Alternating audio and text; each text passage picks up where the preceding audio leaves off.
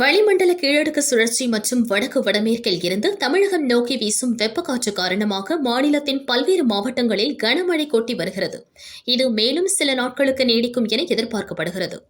சென்னை வானிலை ஆய்வு மையம் வெளியிட்டுள்ள அறிக்கையில் கேரளா மற்றும் தமிழக தென் மாவட்டங்களில் மேல் ஒரு வளிமண்டல கீழடுக்கு சுழற்சி காணப்படுகிறது. இது தொடரும் நிலையில் லட்சத்தீவுகள், தென்கிழக்கு மற்றும் மத்திய கிழக்கு அரபிக்கடலில் காற்றழுத்த தாழ்வு பகுதி நாளை உருவாக வாய்ப்புள்ளது. இதன் காரணமாக தமிழகத்தின் ஒரு சில இடங்கள் மற்றும் புதுச்சேரியில் இன்று இடி மின்னலுடன் மிதமான மழை பெய்ய வாய்ப்புள்ளது.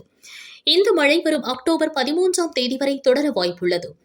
திருநெல்வேலி, கோவை, நீலகிரி, திருப்பூர், தேனி, திண்டுக்கல், தென்காசி, ஈரோடு, விருதுநகர், கன்னியாகுமரி மாவட்டங்களில் இன்றும், திருநெல்வேலி, நீலகிரி, கோவை, திருப்பூர், தேனி, திண்டுக்கல், தென்காசி, விருதுநகர், கன்னியாகுமரி, ஈரோடு, தூத்துக்குடி, ராமநாதபுரம், சென்னை மற்றும் புறநகர் பகுதிகளில் நாளையும் வானம் ஓரளவு மேகமூட்டமாக காணப்படும்.